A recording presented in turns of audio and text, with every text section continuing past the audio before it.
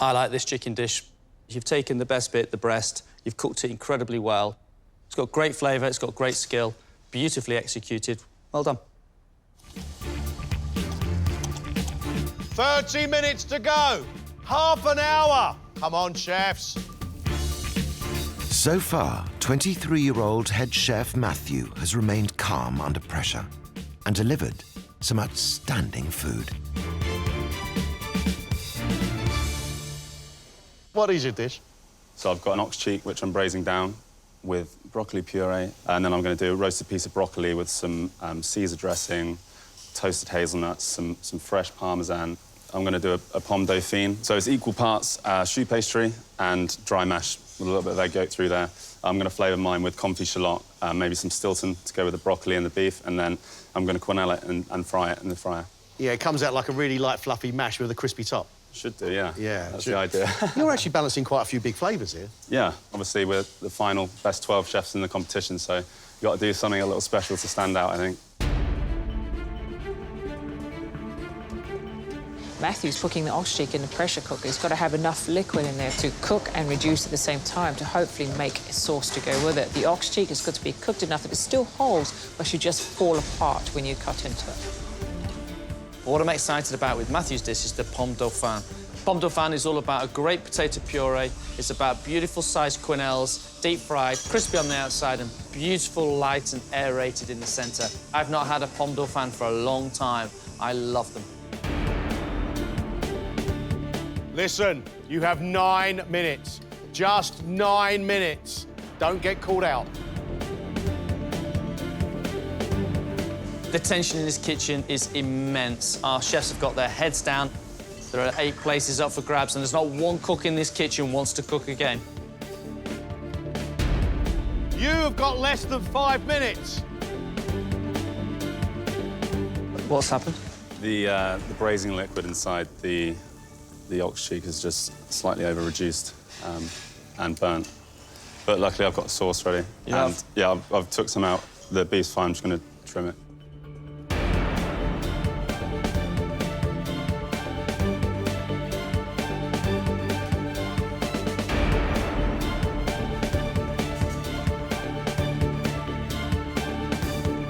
Time's up. Your time is up. Thank you. How was it? Yeah, good, good. Low down, low down. Mark, how was it?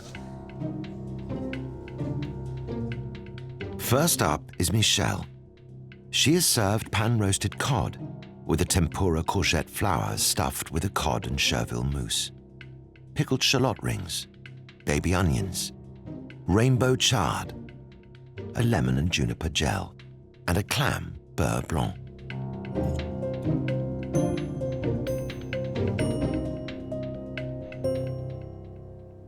I think the fish is perfectly cooked. It's beautiful. It's flaking away. You've got the crispy skin as well. Loving the cooking of the clams. They're not overcooked. But in the same time, remember to remove the sandbag off there so you don't get any of that grittiness through it.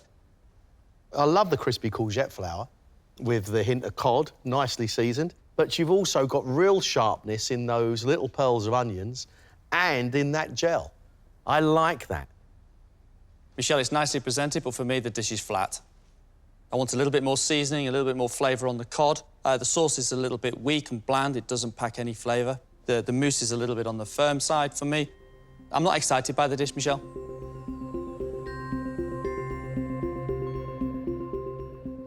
Feeling mixed. I don't know if I'm going to have to recook today. I'm, of course, hoping that I don't. I'm hoping that I've done enough. Alex has served a roast chicken breast with pomme anna, baby button onions, burnt leek in a mushroom powder, pancetta and shiitake mushroom, chicken liver, a cep puree, potato crisps, and a chicken sauce.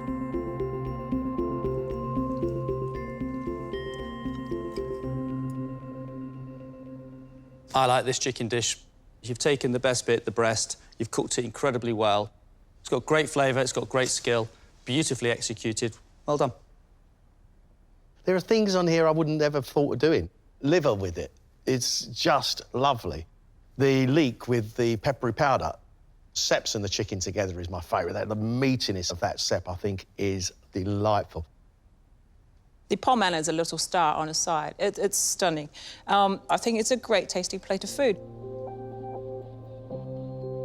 I can breathe now after all that. Phew. To get those comments is just setting in slowly.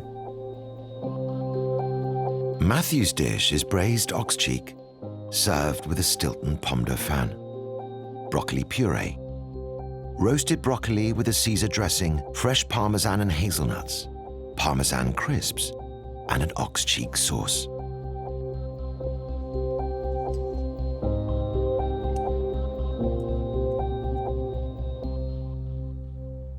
How you've stopped that ox cheek from tasting burnt is pretty much a miracle for me.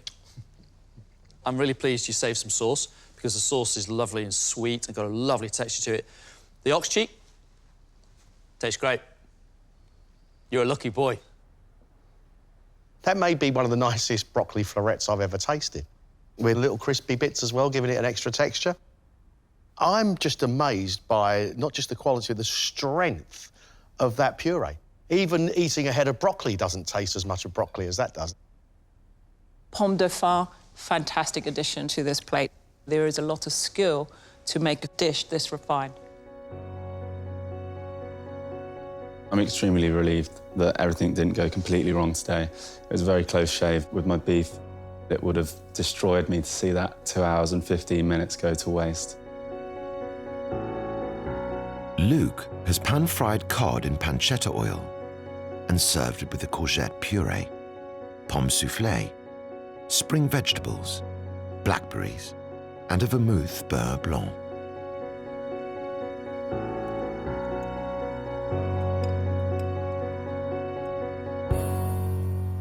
Nice presentation, Luke.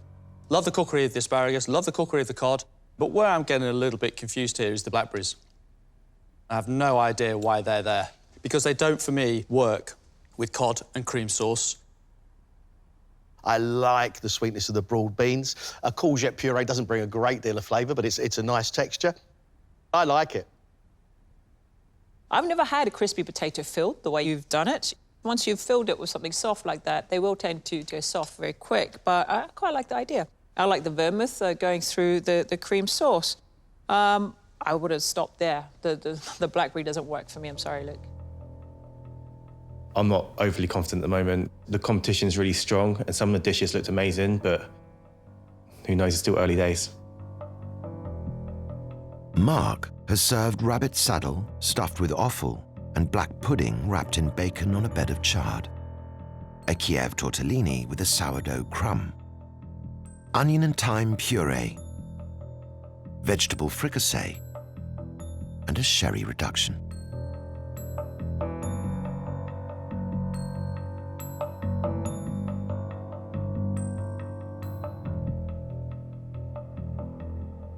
There are some delicious things on that plate. I really like that meatiness of the offal. Your sauce, lovely, rich sweetness to it as well. I love that garlic that's coming out of your tortellini. But all of those flavours together, it's a little muddled.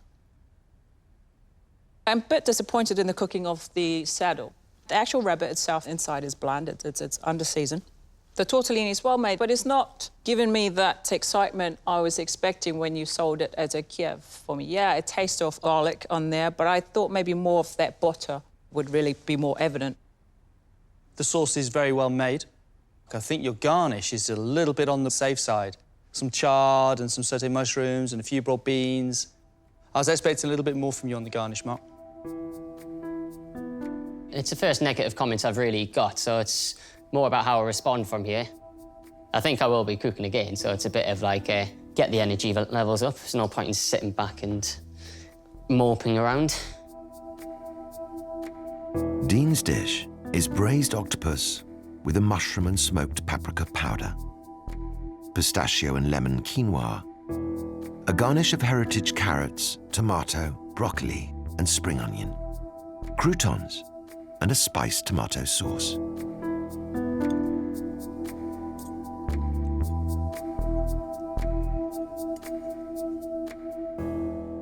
Love the little croutons, love the quinoa. The tomato sauce is absolutely lovely.